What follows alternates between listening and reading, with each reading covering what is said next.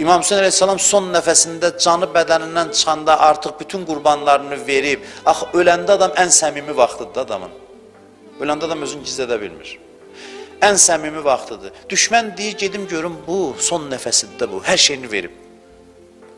Göydən od yağır, isti, qan aparır, yaralarından qan damır, balalarının cənazəsi, qardaşlarının cənazəsi, xeymələrə namərd düşmən qadınlara hücum eləyir, uşaqlara hücum eləyir.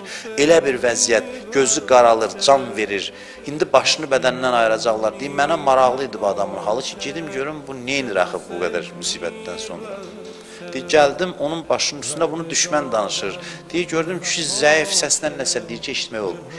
Mən deyir, diqqət kəsildim, görüm nə deyir. Gördüm, zəif səslə deyir, İlahi rizən bi qəzaik və təslimən li əmrik, la mə'budə sivak, ya qiyasəl müstəqisin. İlahi, səndən gələn hər şeyə razıyam, sənin əmrlər və təsliməm, pənahsızların pənahı, səndən başqa Hüseynin mənim məbudum yoxdur.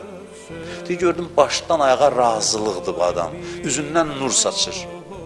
Belə bir insan ki, bu qədər qurban verməyə razıdır, oğlunu göndərəndə ne üçün ağlayır? Nədir səbəb? Çünki Əli Əkbərin nuraniyyətini, əzəmətini tam müşahidə edir gözü ilə.